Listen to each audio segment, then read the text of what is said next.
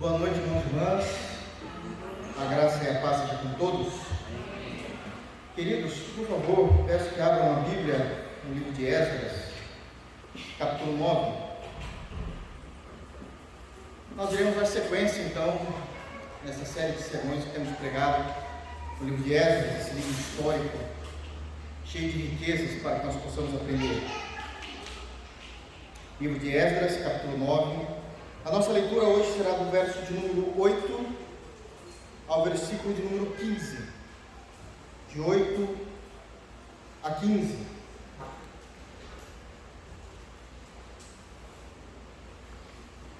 Estamos na reta final já, né? Esdras tem mais o capítulo 10, se nós terminarmos hoje o capítulo 9. Deus seja louvado, né, irmãos?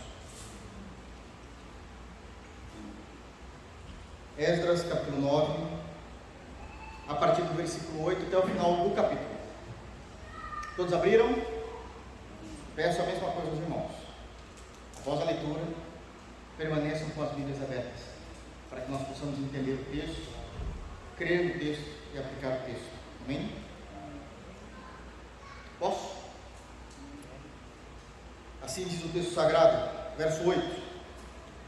Agora, por breve momento, se nos manifestou a graça da parte do Senhor, nosso Deus, para nos deixar alguns que escapem e para dar-nos estabilidade no seu santo lugar, para nos alumiar os olhos, ó Deus nosso, e para nos dar um pouco de vida na nossa servidão.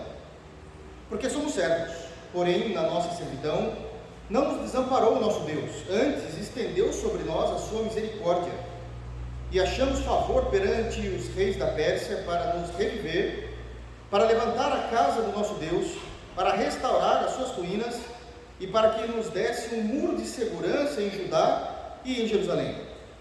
Agora, ó nosso Deus, que diremos depois disto?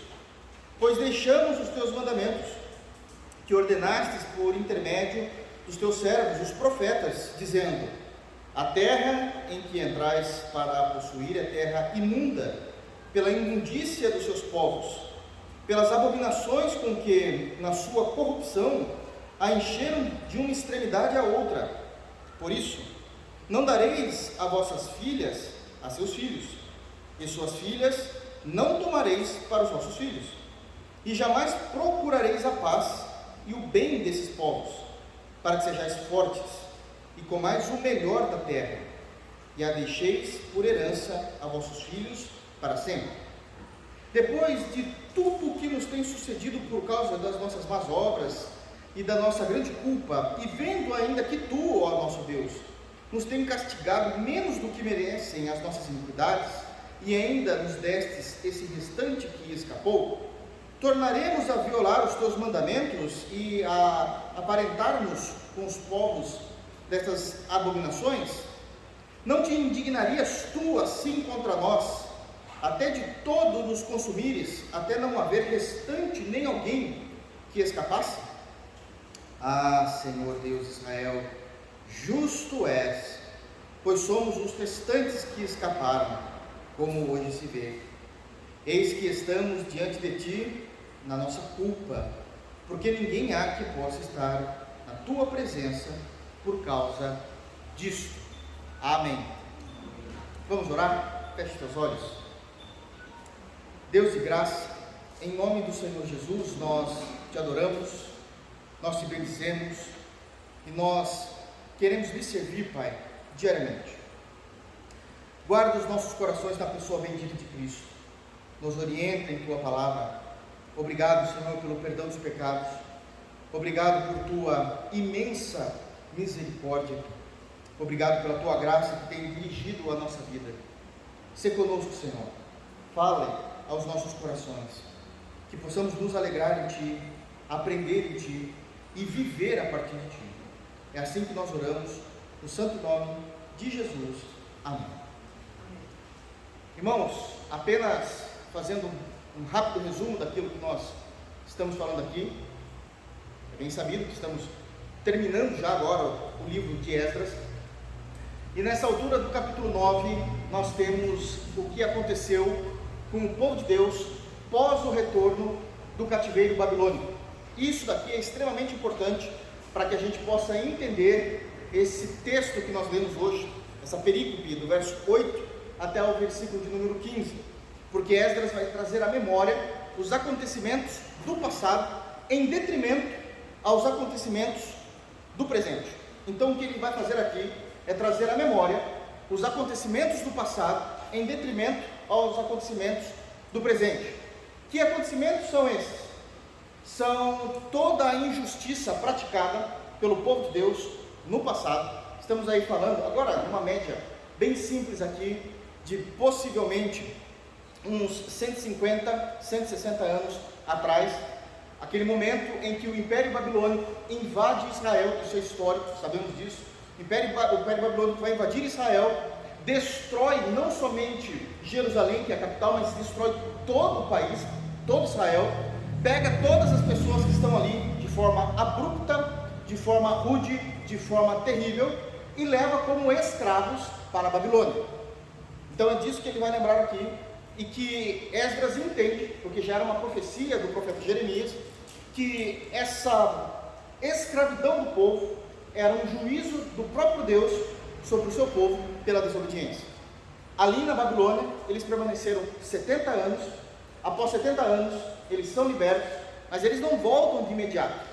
Toda uma nação, para voltar no deserto, não é simples de fazer essa locomoção. Então eles vão voltar em 3 caravanas: a caravana de Zorobabel, a caravana de Esdras, livro, e a caravana de Neemias, que é o próximo livro, inclusive, das escrituras em ordem cronológica. A caravana de Neemias. Para eles voltarem, essas 3 caravanas, foi mais ou menos 92 anos de retorno pelo deserto. Obviamente que essas caravanas tiveram um espaço de tempo entre uma e outra. Não é fácil fazer essa logística, hoje já não seria fácil.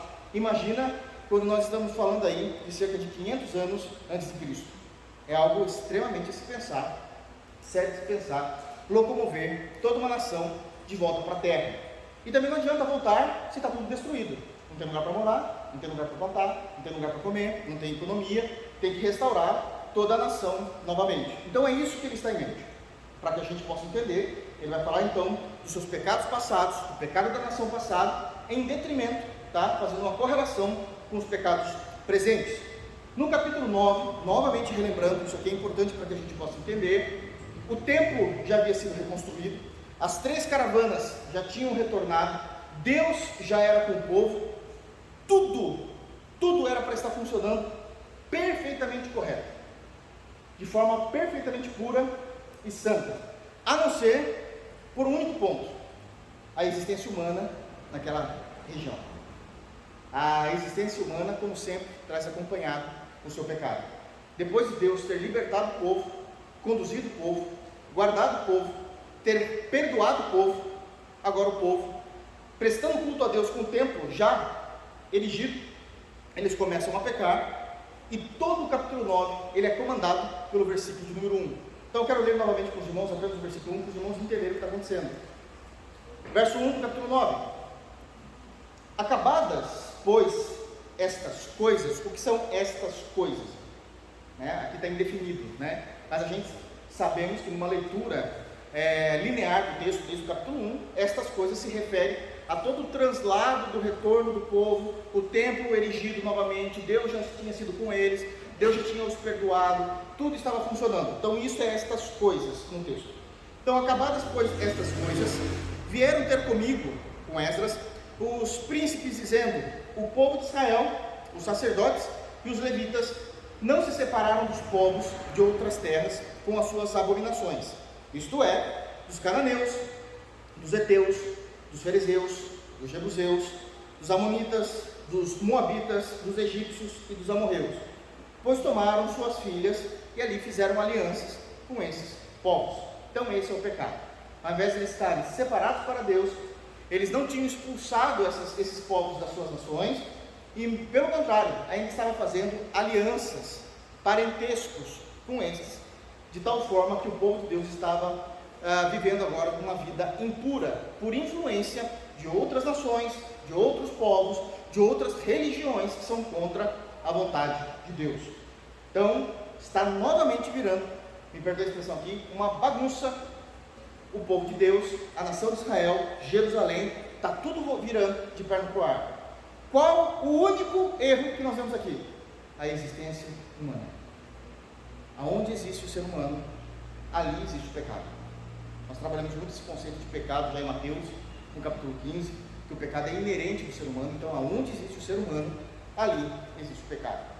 Nessa altura da carta, a partir do versículo de número 8, o que está acontecendo aqui é a oração que Esdras tem feito.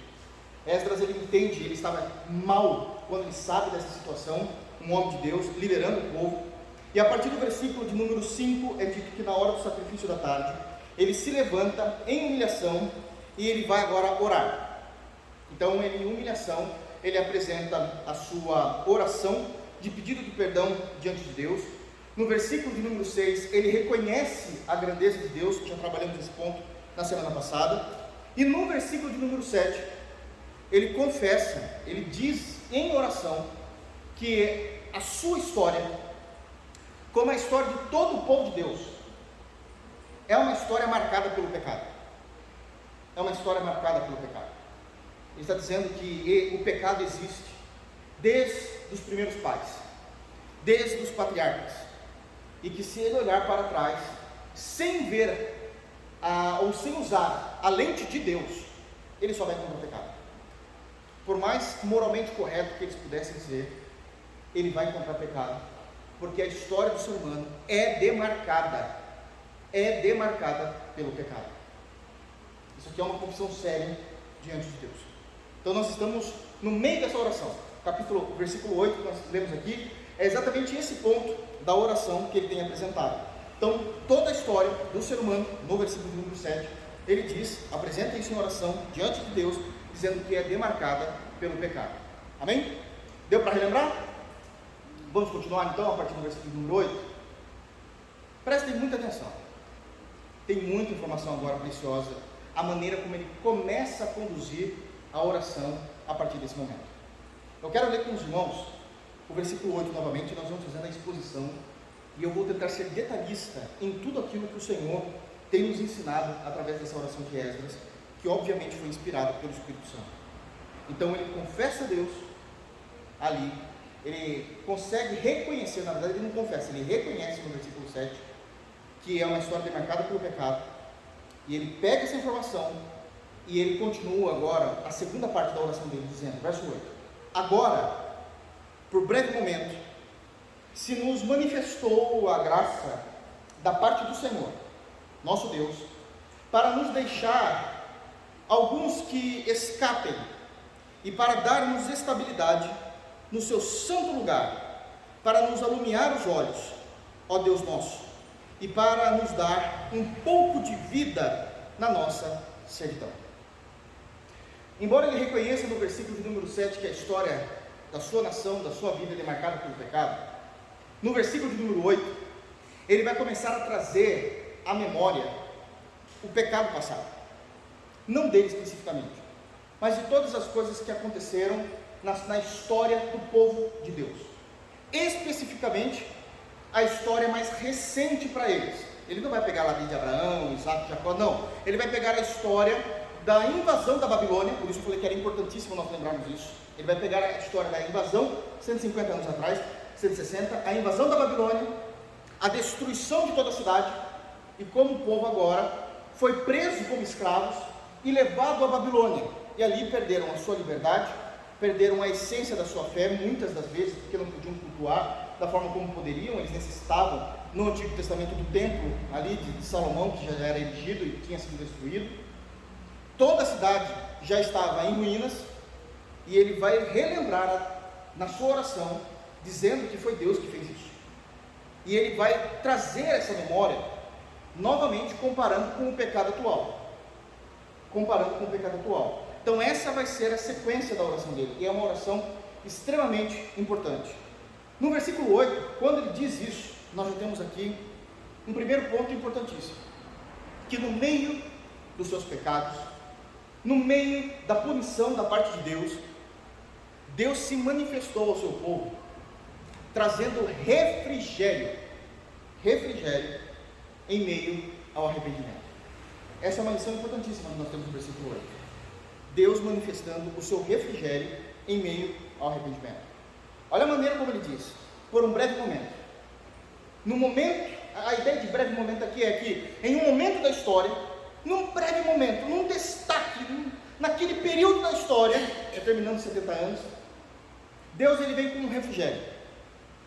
Ele cuida de nós, porque houve arrependimento. Nós pecamos, e ele está falando daquela geração passada, nós pecamos, a punição veio através do Império Babilônico, a punição veio através da escravidão, houve arrependimento lá durante os 70 anos, houve um arrependimento genuíno dos pecados, e nesse momento, Deus vem com um refrigério em nosso meio.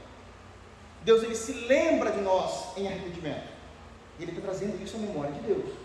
Por que ele está fazendo isso? Porque ele vai buscar a misericórdia de Deus para o problema de agora também.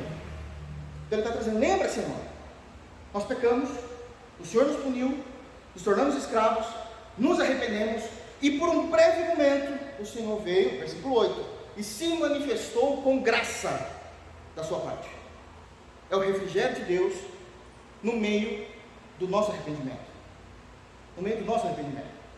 Agora notem, isso aqui é muito importante, notem, que o refrigério de Deus não é manifestado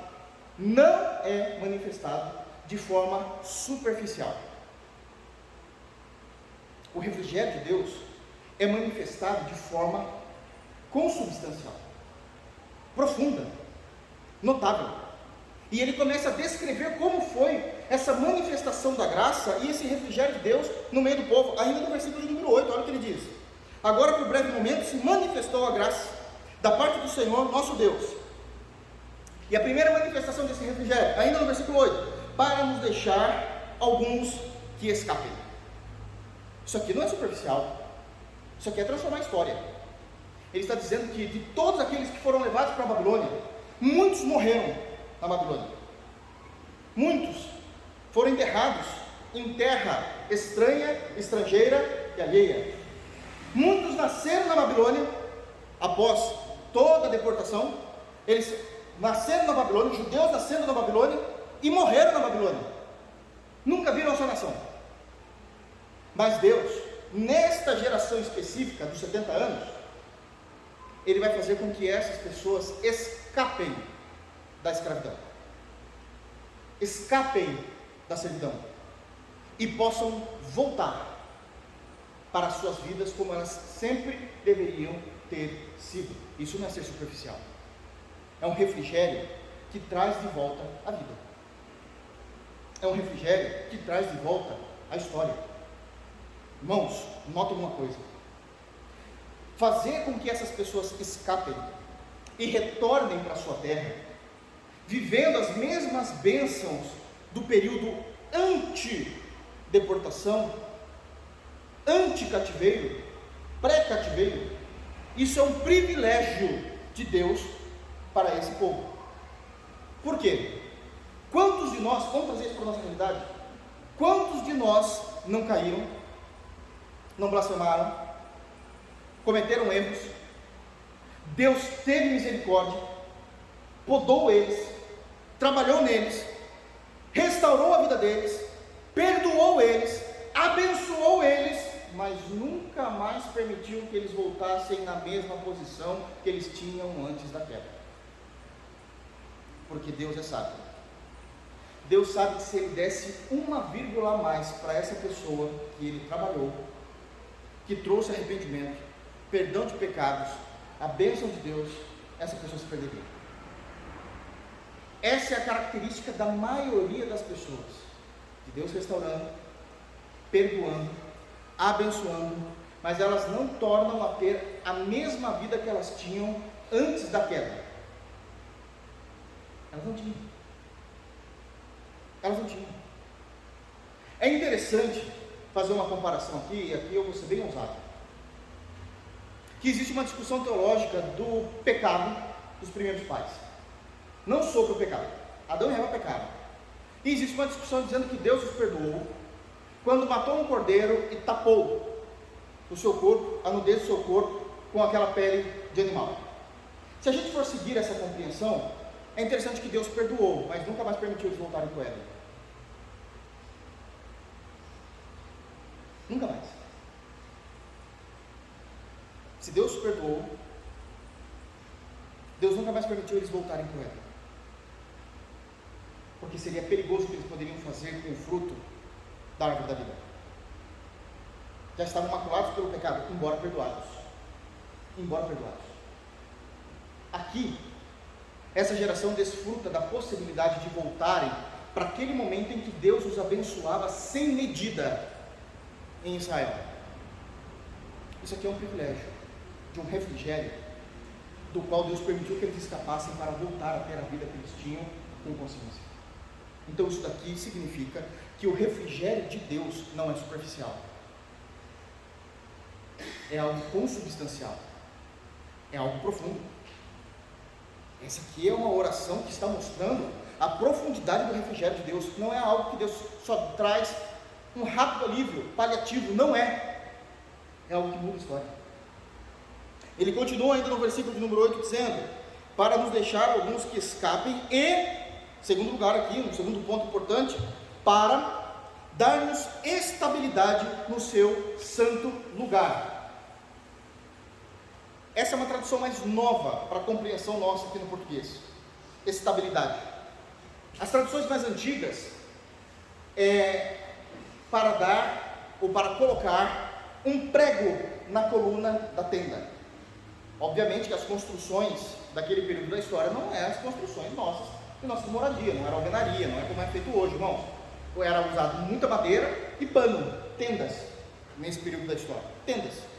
E obviamente que para haver uma fundação segura dessas tendas, era usado pregos.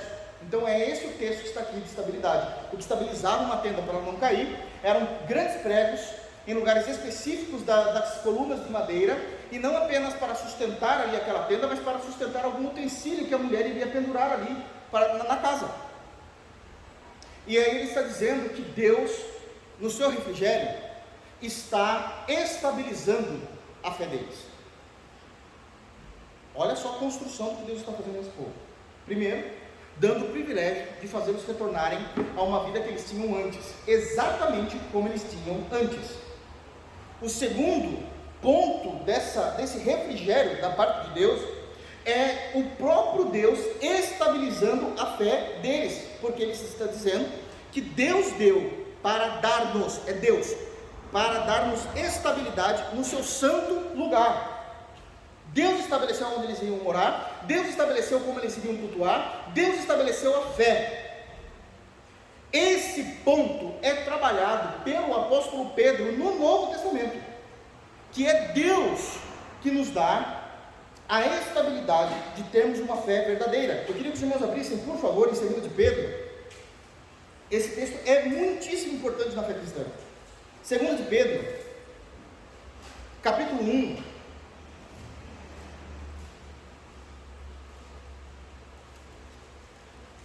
2 de Pedro, capítulo 1, somente, senão a gente vai ter que expor todo o texto, somente o versículo 3. 2 de Pedro, capítulo 1, versículo 3. Qual é a diferença desse texto de Pedro com o texto de Esdras? É que Esdras está falando isso em oração para Deus. Então ele está falando com Deus que já sabe, já conhece todas as coisas, ele fala daquela forma. Pedro está falando isso para a igreja, não está falando para Deus, está ensinando a igreja. E ele vai falar as mesmas coisas, mas de forma agora mais sistemática, mais didática. Olha o que ele diz no versículo 3 de 2 de Pedro: visto como, pelo seu divino poder, o divino poder de Jesus, nos tem sido doadas, é o mesmo termo de Esdras, dar-nos, nos tem sido doadas todas as coisas que conduzem à vida e à piedade. Eu sei que eu não quero ser muito maçante aqui, mas é culto de doutrina, eu vou ser. Irmãos, prestem atenção na forma como está escrito. Quando vai se falar, conduzem à vida, esse a, tenham paciência, mas vocês precisam aprender. Esse a não é o artigo feminino definido, ele está craseado. Então esse a é para. Amém? O a com crase é para a. lembram-se disso, né? Então, que conduzem para a vida, a nossa vida diária, e para uma vida santa, para a piedade. Jesus nos deu, em sua obra perfeita, tudo o que é necessário para termos uma vida digna nesta terra e termos uma vida espiritual, piedosa, pura e santa. Jesus já nos deu. Esdras está falando a mesma coisa. O Senhor nos deu estabilidade na fé. Jesus, na cruz, morte e ressurreição, já deu a nós estabilidade, todos os recursos necessários para nos estabilizarmos em nossa vida digna e a uma vida santa, a piedade, pelo conhecimento completo daquele que nos chamou para a sua própria glória e virtude. Esdras e Pedro estão falando a mesma coisa, porque é o mesmo Evangelho. É o mesmo Evangelho. Qualquer reclamação, lamúria, de nossa parte dizendo que Deus, com muito cuidado eu falo isso, porque eu sei que envolve sentimentos dolorosos muitas vezes, mas que Deus não está nos vendo. Será que Deus não está contemplando o que eu estou passando? Isso é uma afronta às Escrituras, porque Deus, no Antigo Testamento, no povo da Antiga Aliança, e esse mesmo Deus, em nós, no povo da Nova Aliança, já nos deu todos os recursos necessários para vivermos uma vida digna e uma vida em piedade. Se isso não está acontecendo, não é que Deus não está vendo, é que nós não estamos praticando o Evangelho. Percebam a seriedade do refrigério de Deus em nossa vida. Talvez não seja o refrigério que a gente queira. Levantar amanhã de manhã, ir para o aeroporto, pegar o avião e ir talvez para Bali. Um lugar maravilhoso. Mas isso não significa que Deus não nos deu os recursos necessários. Viver bem não é necessariamente ir para as Maldivas. Viver bem é ter vida em Jesus. Em Jesus. Isso é muito importante para nós. Muito importante desse refrigério de Deus. Ele vai falar o terceiro ponto, no versículo 8.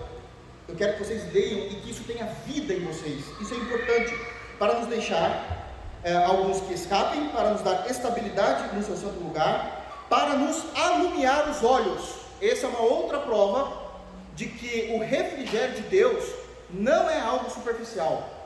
Ele fez as pessoas voltarem à vida, ele fez as pessoas estarem estabilizadas na fé. Qualquer desvio do comportamento da fé é culpa unicamente nossa, não é de Deus. Já foi dado todos os recursos para a vida e para a piedade, e agora ele vai nos alumiar os olhos. Os nossos olhos vão passar a ver a vida a partir da santidade e da pureza de Deus. Deus está fazendo isso. Se a gente não entendeu o recado, é porque a gente não leu, mas já está escrito. Bom, isso é mudar a história do povo, gente. Isso aqui é mudar a história de todos aqueles que estavam no cativeiro. E seguindo, então, para nos alumiar os olhos, ó Deus nosso, e aí a última parte do versículo 8, e para nos dar, prestem atenção nisso, isso aqui é maravilhoso, e para nos dar um pouco de vida na nossa servidão. A ideia de entender para nos dar um pouco de vida na nossa servidão, vamos trazer isso para o português claro agora, no português do nosso dia a dia, é para dar alegria no meio do sofrimento. Porque existem momentos que a gente fala: Senhor, eu preciso que o Senhor me leve de volta para fora da água, para que eu possa respirar. É tanta coisa que está acontecendo, que eu preciso botar a cabeça para fora da água e tomar fôlego. Da forma como as coisas estão acontecendo, talvez eu não consiga. Eu preciso de um tempo. Eu preciso do refrigério. Que o Senhor permita que eu possa respirar, para saber lidar com tudo isso. Deus dando um pouco de vida na nossa servidão, aquela vida de prisão. é o Senhor trazendo refrigério a nós. Deus é um Deus que traz refrigério em meio ao nosso arrependimento, fazendo com que nos escapemos, retornando à nossa vida, isso aqui é claro, estabilizando a nossa fé quando as nossas pernas já estão trôpegas no trilho do Evangelho, iluminando os nossos olhos para que possamos novamente ver todas as coisas a partir da lente de Cristo e trazendo alegria no momento em que só há trevas. Todo o refrigério de Deus é substancial, é profundo, é notável. Jamais será um refrigério superficial e paliativo. Ele está buscando isso e trazendo. Foi isso que o Senhor fez para nós durante esses 70 anos no cativeiro babilônico.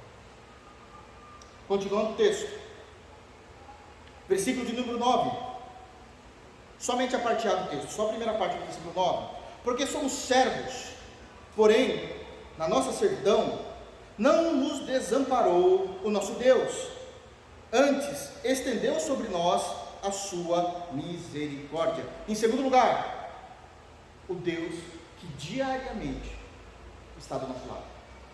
É isso que ele está trazendo. Ele continua trazendo à memória o pecado lá de 150 anos atrás, no momento em que eles são levados para a Babilônia, deportados para a Babilônia, mas ele acrescenta um fator importantíssimo. No meio de todo o castigo, no meio de toda essa pena que tivemos de cumprir, no meio de toda essa tribulação que passamos, não teve um único dia que Deus não esteve conosco. Era perceptível isso. A percepção da presença de Deus na vida do povo de Israel, a percepção de Deus na vida do crente em Jesus, ela é manifesta de duas formas. E ele está falando aqui no texto, no início do versículo 9.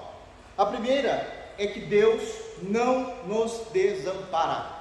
Está no versículo número 9. Porque somos servos, porém na nossa servidão não nos desamparou o nosso Deus. A presença era tão clara, tão óbvia de Deus na vida desse povo, que eles percebiam que Deus não os desamparava. Agora a gente precisa entender o que é esse conceito que Esdras está dizendo. Como não desamparava? Em que nenhum dia, um único dia de 70 anos de servidão, Deus nunca os abandonou. Deus nunca os abandonou. Eles sabiam porque estavam lá, mas Deus era com eles. Não apenas Deus não os abandonou, Deus nunca os deixou, que é mais terrível ainda, no sentido de Deus nunca virou as costas. Deus nunca privou o seu povo de ajuda, mesmo no meio da escravidão. Isso é Deus não desamparar. Eu sei que existem textos que para os evangélicos em geral no Brasil se tornaram mais frases de efeito, mas isso não pode acontecer. É texto bíblico inspirado. É aquele versículo 4 dos Salmos, tão conhecido, 23, que diz que ainda que eu ande no vale da sombra da morte, não temeria mal algum, porque o Senhor está comigo. O teu bordão é aquele cinto em forma de laço da túnica, e o teu cajado me consola. Bom, como é que um bordão e um cajado consola? Não permitindo que coisas que nós não aguentamos cheguem até nós. O que eu vou falar não é bonito, claro que não, e não desejo para ninguém. O Senhor nos guarda, inclusive, mas é real e é teológico. Andar no vale da morte, ou ainda que nós andemos no vale da morte, para nós aquele lugar já não é mais um lugar de morte, porque Deus está lá, e aonde Deus está não existe morte, pode existir sofrimento, porque Deus não nos salva necessariamente do sofrimento, Deus nos salva no sofrimento. Deus não trabalha em nós necessariamente tirando-nos do sofrimento, Deus trabalha em nós durante o sofrimento. Nós temos o bordão e o cajado de Deus ao nosso favor. Ambos estão nas mãos de Deus. Ambos estão nas mãos de Deus. Mas o fato de existir a presença de Deus no vale da sombra da morte, é porque naquele vale a morte também já foi vencida por Deus. Eu sei que é muito mais bonito falar do que viver, mas é uma esperança que nós temos. Salmos 91 traz uma informação que também não é poética, é bíblica. Que 1000 cairão ao nosso lado, 10.000 à nossa direita, mas a gente não vai ser atingido. Como que pode isso? Porque a conta não bate. A probabilidade matemática não bate, é porque não é probabilidade, é graça. É graça. Em 70 anos, em punição pelo pecado deles cometido, Deus não nos abandonou. Deus não nos abandona, irmão. Somos nós que viramos as costas do Senhor. É a segunda manifestação da presença diária de Deus. A primeira é o não abandono. E a segunda, de acordo com Esdras em sua oração, é a sua misericórdia. Está lá no versículo 9. Porque somos servos, porém na nossa servidão não nos desamparou o nosso Deus, antes estendeu sobre nós a sua misericórdia. Durante 70 anos, todos os dias, a presença de Deus era notória no meio do seu povo, mesmo sendo punidos pelo seu pecado, pelo não abandono da parte de Deus, e porque Deus estendia diariamente a sua misericórdia sobre o povo. O que é estender a misericórdia sobre o povo? O que isso quer dizer? Que Deus era solidário ao povo, mesmo em meio à sua tragédia espiritual. Deus estava o tempo todo de forma solidária, estendendo a mão, dizendo: eu estou aqui, de forma misericordiosa.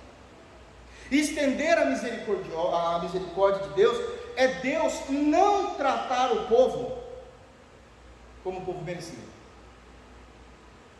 E Esdras entendia isso. E ele apresenta isso em oração diante de Deus, dizendo: Senhor, o Senhor já fez isso conosco. Faz de novo. Faz de novo. Porque a gente não consegue sair disso sozinho. Todos os dias nós somos carentes da misericórdia de Deus, irmãos. Todo santo dia, do levantar ao adormecer, nós somos carentes da misericórdia estendida de Deus sobre nossa vida durante todo o dia. Porque o nosso coração é enganoso, os nossos olhos são enganosos, a nossa mente tripudia contra a vontade de Deus. Esquecemos da cruz, fazemos talvez o nosso devocional pela manhã, e ao fechar as escrituras, vivemos como se não tivéssemos feito. Agora é do meu jeito, já dei meus 10 minutos para Deus. Isso é muito sério, mas ele relembra: Deus todos os dias estava conosco, em não abandono e em estender a sua misericórdia. Ainda no versículo de número 9, continuando o versículo: e achamos favor perante o rei da Pérsia, prestem atenção, para nos reviver, para levantar a casa do nosso Deus, para restaurar as suas ruínas e para que nos desse um muro de segurança em Judá e em Jerusalém. E aqui nós temos uma terceira lição, que o Deus que anda todos os dias conosco é o mesmo Deus que restaura a nossa história. O que é que Deus fez aqui, que Ele está trazendo à memória e falando isso para Deus? O Senhor lembra que o Senhor fez isso, Senhor? O Senhor colocou uma graça sobre o seu povo, que a gente não tem isso não, mas o Senhor colocou e imputou em nós uma graça gloriosa, de tal maneira que os reis da Pérsia, ele está citando dois, o capítulo 1, o rei Ciro, e o capítulo 7, o rei Artaxerxes, já falamos dos dois, de tal maneira que ambos os reis nos amaram, e a gente não fez nada com esses homens, eles gostaram da gente, Eles colocaram no decreto que era para a gente ser livre, e a gente não fez nada. E não apenas ser livre, mandou a gente ir embora mesmo. Falou: vocês sumam daqui. E não apenas nos expulsou basicamente ali da região deles, como pediu para que pessoas do seu reinado, persas, nos ajudassem, ofertassem, para que a gente pudesse começar uma nova vida. Porque o Senhor começou a restaurar a nossa história, e aqui ele vai, a exemplo do versículo 8, ele vai começar a enumerar a obra de Deus de restauração da história. E ele começa a dizer então: achamos favor perante os reis da Pérsia, capítulo 1, capítulo 7 do livro de Esdras, para nos, prestem atenção, reviver. Esse termo é muito profundo. Ele está dizendo assim: Deus, ao restaurar a nossa história, nos deu novamente qualidade de vida e dignidade. Isso é reviver. Eles estavam mortos e ressuscitaram, não é isso, termo? Eles eram escravos, mas voltaram a ter qualidade de vida e dignidade, porque quem é escravo não tem nem qualidade de vida e nem dignidade. É só um número, é só um trabalhador, é alguém que não tem direitos. Mas Deus reviveu a história, porque o mesmo Deus que anda conosco todos os dias, ao nosso lado, é o Deus que restaura a nossa história. Essa é a grande misericórdia de Deus. Ele fez o povo reviver, trazendo qualidade de vida e trazendo dignidade. Mais alguns pontos ele vai dizer, continuando: para levantar a casa do nosso Deus. A ideia de levantar é reedificar a fé e a espiritualidade do povo. Uma coisa é fazer isso como nação, é o que nós falamos no verso 8. Outra coisa é Deus trabalhar realmente de maneira que foi reedificada, foi avivada a nossa fé. Deus é quem produz o avivamento em nós. Não somos nós que temos estratégias para provocar o avivamento. É Deus que aviva os nossos corações na fé no meio dos anos. Lembra-se de Abacuque, capítulo 3, versículo 2, quando pregamos? Era isso também que o profeta orava: Senhor, aviva a tua obra no meio dos anos, a notifica a nós. Que a gente esquece. O Senhor reedificou todo lugar, a casa de nosso Deus. Continuando, para restaurar as suas ruínas, as ruínas da cidade. Não somente Jerusalém, como todo Israel estava destruído pela invasão de 150 anos atrás. Não tinha lugar para morar, não tinha lugar para plantar, lugar inóspito, cheio de nações inimigas. Mas aqui nessa oração ele está simbolizando essa situação geográfica de Israel, de Jerusalém, dizendo: é o Senhor que também restaura os cacos da nossa vida.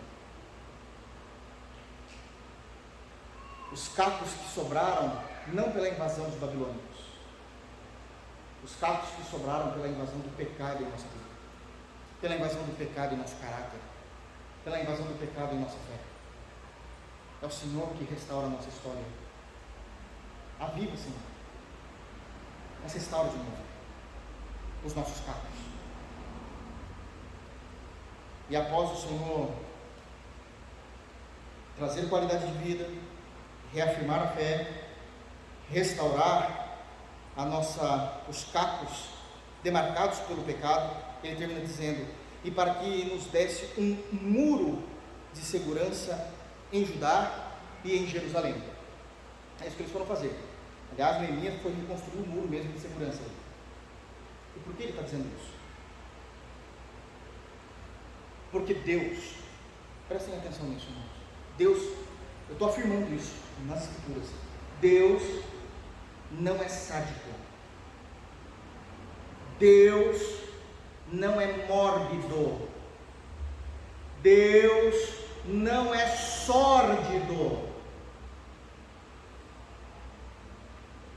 Quando Ele restaura, aviva, firma os nossos pés, Ele não nos coloca numa corda bamba e fica de longe olhando, dizendo: vamos ver até onde ele vai agora, o crentinho. Vamos ver se ele vai conseguir andar nessa linha de corda bamba, não. Ele nos levanta e firma os nossos pés numa rocha firme, em Jesus. Cristo é o nosso muro de segurança. Cristo é a proteção que nós temos para podermos viver uma vida quieta e sossegada no Evangelho. Por isso que qualquer tropeço, queda, a culpa é nossa, porque o Senhor estabelece um muro de proteção, de segurança, para que a gente possa viver bem a nossa fé em Deus. É Ele que faz isso. Ele não é mórbido, querendo saber, querendo ver, querendo provar.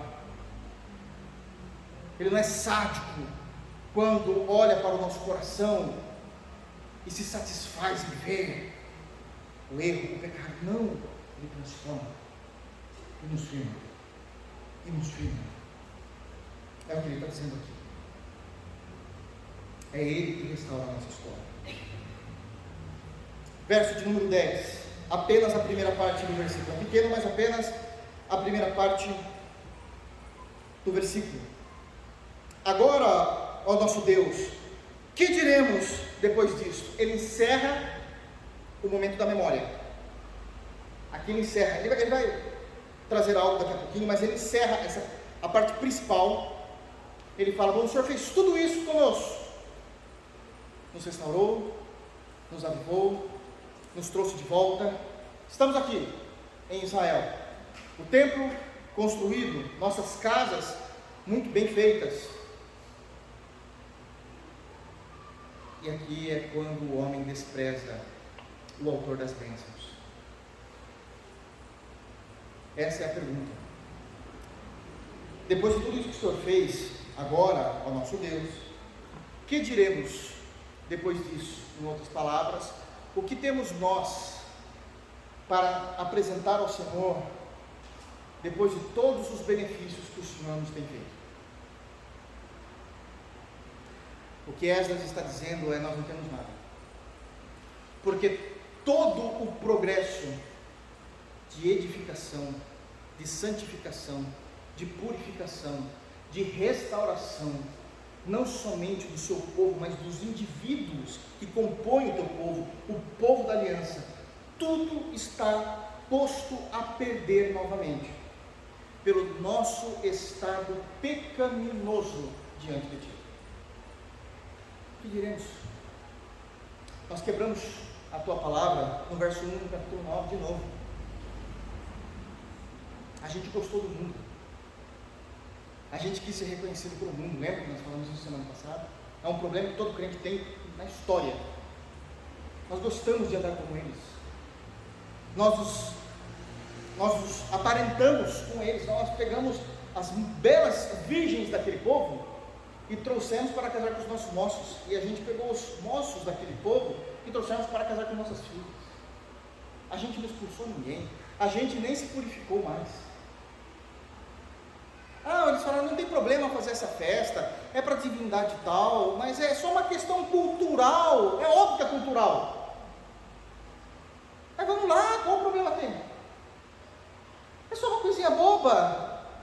Deus não queria nem que eles se misturassem, quanto mais participassem das festas. Irmãos, eu já falei isso aqui várias vezes, mas o óbvio tem que ser repetido, falaram para mim. Festa junina é pecado. A gente não come aquilo que é consagrado a imagens, a divindades. Mas o coração de crentes dessa igreja, de alguns, é tentado a participar dizendo: não, mas não tem problema nenhum. Tem, irmãos. A gente não come daquilo que é sacrificado aos ídolos.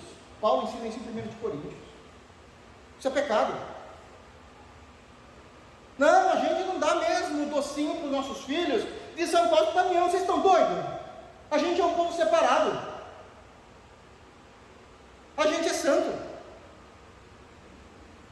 Não, irmãos, a gente não vai para carnaval mesmo. Não, mas é só aquela folhazinha dos anos 50. Anos 50 era pecado também, acreditem. Anos 50 era pecado. Se você ainda tem a oportunidade, o privilégio de ter vovô e vovó, E se eles forem sinceros, pergunta para eles como era o carnaval deles.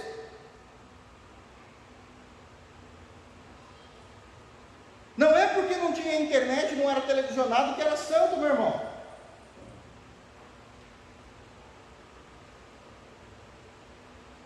Nós não nos misturamos com isso. Eu gosto muito da leitura que o Antigo Testamento faz, dessa separação de igreja, não com o secular, mas da igreja com aquilo que é profano. É que profeta não vai em festa de rei. A gente não vai. O Daniel, jovem, não vou comer das iguarias mesmo, não dá. Não é isso que o meu Senhor ensinou. Vocês imaginam José? Eu vou abrir esses parênteses, eu não sei se vou ter outra oportunidade. Não sei. Mas José do Egito, Josézinho do Egito, quando chegou, vendido pelos seus irmãos do Egito, e vai na casa, trabalhar na casa de Potifar, ele foi revendido, né? Primeiro é revendido para a caravana, chegando lá, ele é revendido para Potifar, e a mulher de Potifar, vamos ser sinceros, uma mulher rica, dondoca, então estava dentro dos padrões de beleza da época, algo que realmente o homem desejaria. Imagina José com 17 anos. Você imagina José, se fosse o caso, vamos fazer aqui vamos pegar José lá e pegar emprestado para o século 21, se fosse a mesma situação, e José fala assim: olha, antes de tomar uma decisão, eu quero falar com um psicólogo. A mulher está me tentando. Quero falar com um psicólogo. O psicólogo quer dizer, viu, 17 anos, estou brigando pelo amor de você. Faça o que te deixa feliz. Se fosse para um biólogo de natureza humana, ele iria falar assim, viu, faz parte da procriação, meu irmão. Você não tem que segurar nada. Você só está fazendo o seu instinto. Eu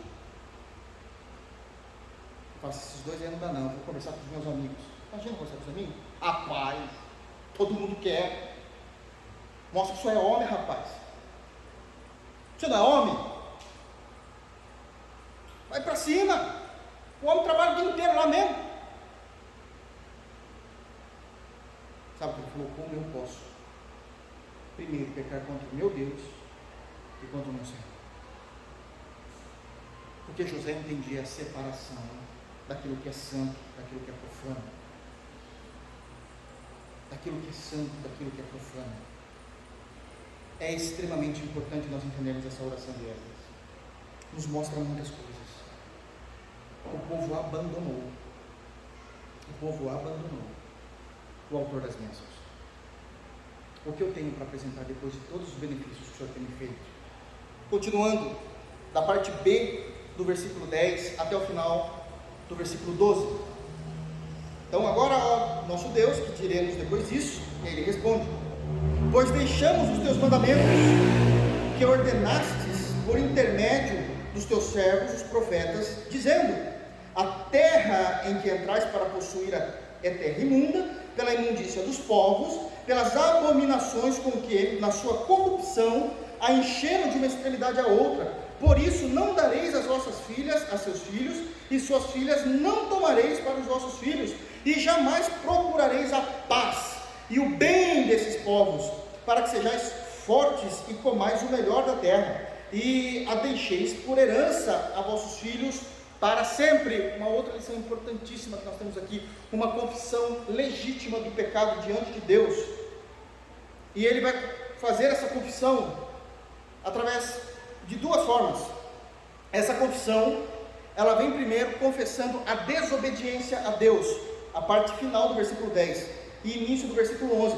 Pois deixamos os teus mandamentos que ordenastes por intermédio dos teus servos, os profetas, dizendo: a desobediência contra a tua palavra, eu reconheço isso. A desobediência do teu povo aos teus preceitos. Desobediência é a insubordinação. Nos tornamos rebeldes porque nós nos tornamos insubordinados. A tua lei era clara. Ele está falando aqui de Êxodo 34, nós lemos na semana passada, a partir do versículo 11. Êxodo 34, 11 ao 16. E ele está dizendo: nós fomos insubordinados. É a confissão falando: olha, Senhor, eu desobedeci ao Senhor, nós desobedecemos ao Senhor. Em segundo lugar, a consciência de quais pecados. E aqui ele vai falar de pelo menos 3. A primeira consciência do pecado cometido é a consciência em que ele se uniu à imundícia, ele no sentido de todo o povo, tá, irmãos? A imundícia do povo que estava naquela terra. A terra em que entrais para possuir é terra imunda pela imundícia dos seus povos. O que é imundícia na teologia bíblica? É aquilo que, espiritualmente falando, isso também pode ser literal em outras ocasiões, mas aqui no texto, espiritualmente falando, é aquilo que é expressamente, demasiadamente sujo pelo pecado. Tem um fedor de destruição. É o que esse povo cometia naquelas terras. O outro reconhecimento do pecado, ele continua: pelas abominações com que na tua corrupção a encheram de uma extremidade a outra. O pecado da abominação. Abominação é tudo aquilo que de alguma forma traz aversão a Deus. É tudo aquilo que Deus odeia. É tudo aquilo que Deus não apenas abomina, tem aversão, odeia e jamais iria aceitar. Era toda a qualidade dos povos que estavam nessa terra. Eles simplesmente deixaram tudo isso de lado e disseram: vamos caminhar em paz com eles. Isso é muito parecido com a igreja da atualidade, do século 21. Tudo para nós não tem problema. Se eles estão fazendo aquilo, qual o problema deles? Eles fazem o que eles querem. Não! Não é isso que a Bíblia fala. Nós condenamos a prática. Respeitamos, mas condenamos. Eu digo isso porque eu já vi cristãos defendendo o seguinte: vou falar de um pecado, mas isso é para todos os pecados, dizendo: olha, se a pessoa quer ser homossexual, não tem problema, a vida é dela, eu não tenho nada a ver com isso. Nós somos o baluarte da verdade. Nós amamos. Se vemos algum crime ser cometido contra essa pessoa, chamaremos a polícia, mas nós não concordamos e deixamos claro com a prática que ela comete. Deixamos isso claro. Não, ela não faz o que ela quer com o corpo. Não é isso que Deus ensinou. Ela está em pecado. Assim como qualquer outro tipo de pecado. Eles viveram não podem se chamar, mas a teologia da boa vizinhança. Não. Nós respeitamos, entendemos que a lei é para todos, mas o que você faz é pecado diante de Deus. Não adianta mentir para você. Eu estaria negando a possibilidade do seu arrependimento. Não está tudo bem, não está tudo bem. Entende? Foi isso que eles cometeram. Em terceiro lugar, uma aliança indevida diante de Deus, que é o versículo 12. Por isso não dareis as vossas filhas a seus filhos, suas filhas não tomareis para vossos filhos, e jamais procurareis a paz e o bem desses povos. Não, a gente não quer isso. Eles teriam que ser apartados do povo de Deus, não porque o povo de Deus ou o próprio Deus era racista, não é isso. A explicação está no final do verso 12: para que sejais fortes. A preocupação de Deus é com a pureza da igreja, para que sejais fortes e comais o melhor da terra e a deixeis por herança a vossos filhos para sempre. Versos 13 e 14.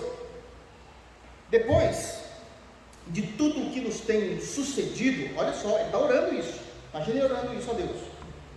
Depois de tudo o que nos tem sucedido por causa das nossas más obras e da nossa grande culpa, e vendo ainda que tu, ó nosso Deus, nos tem castigado menos do que merecem as nossas iniquidades, é a misericórdia que falamos no início, e ainda nos destes como o restante que escapou, nós somos o povo da geração que voltou, aí ele vai fazer aqui, olha só, tornaremos a violar os teus mandamentos e a aparentar-nos com os povos dessas abominações?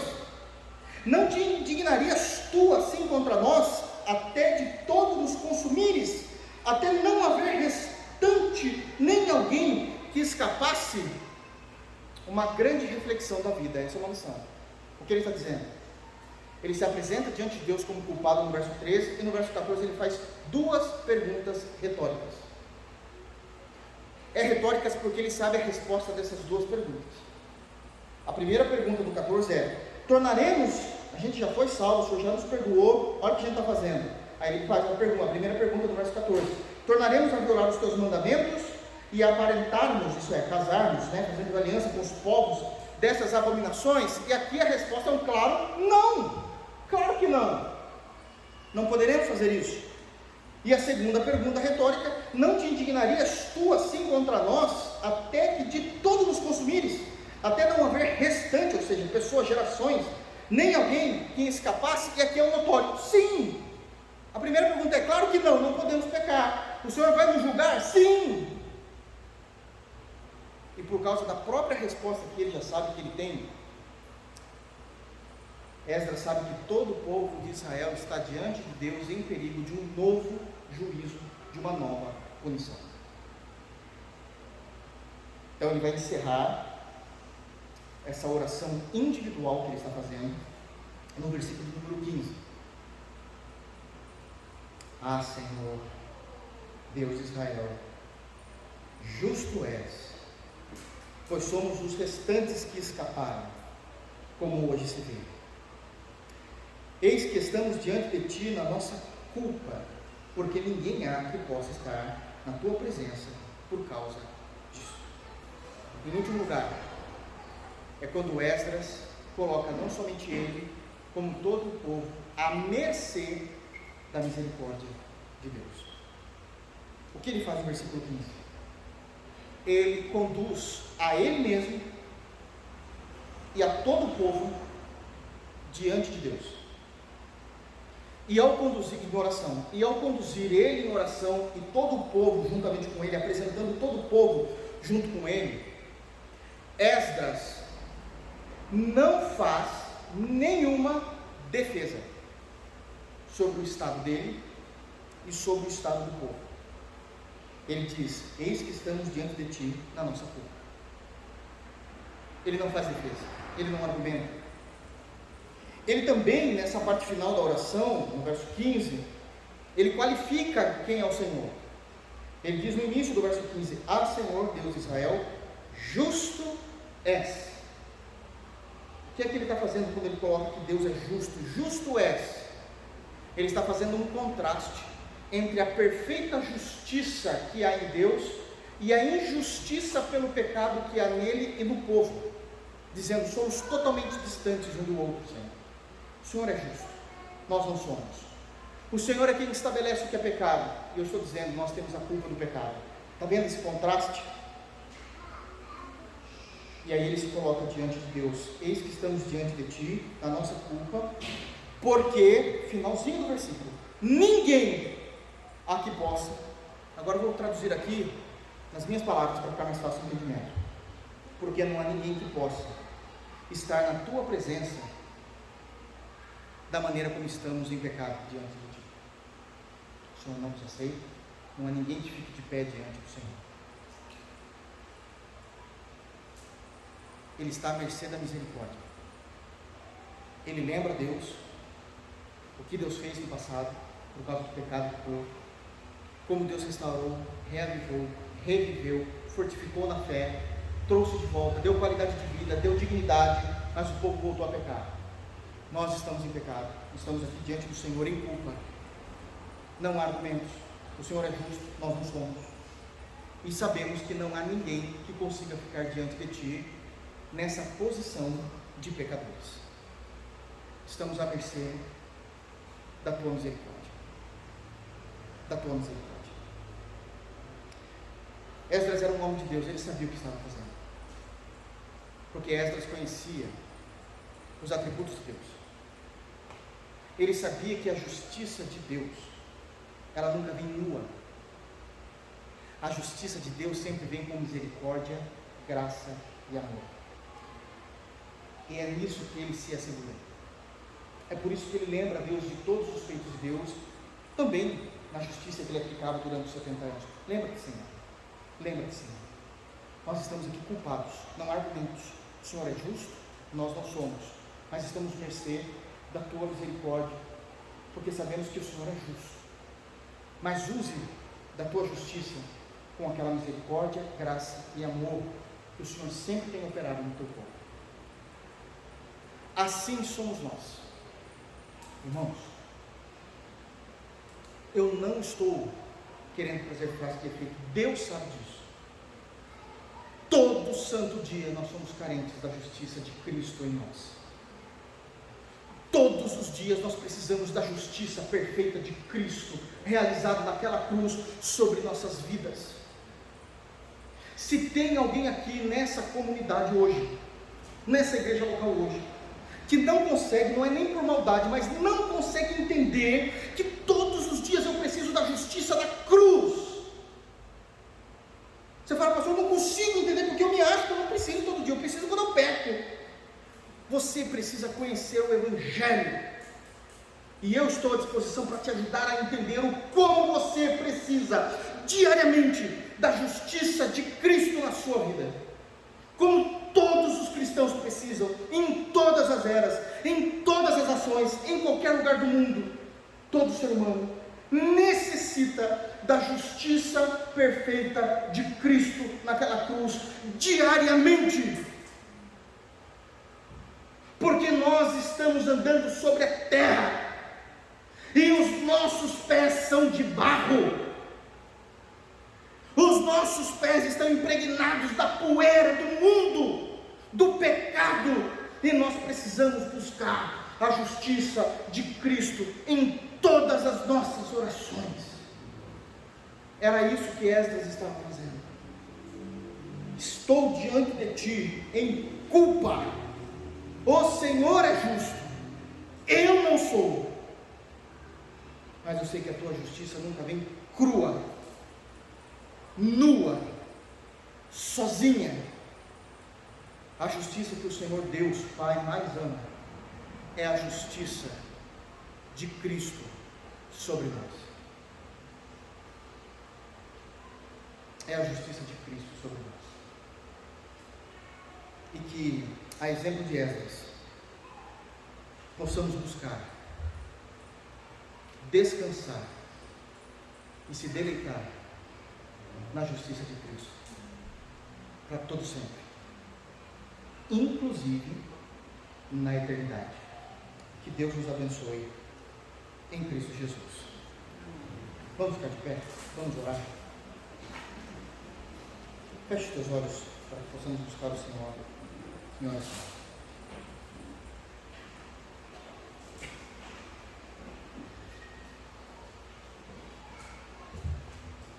Oremos, irmãos.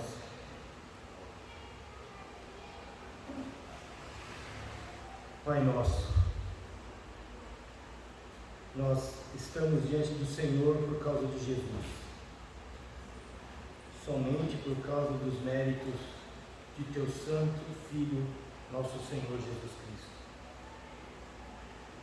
Nós te agradecemos porque mais uma noite, mais um culto, o Senhor falou conosco através da sua santa e bendita palavra, as Escrituras.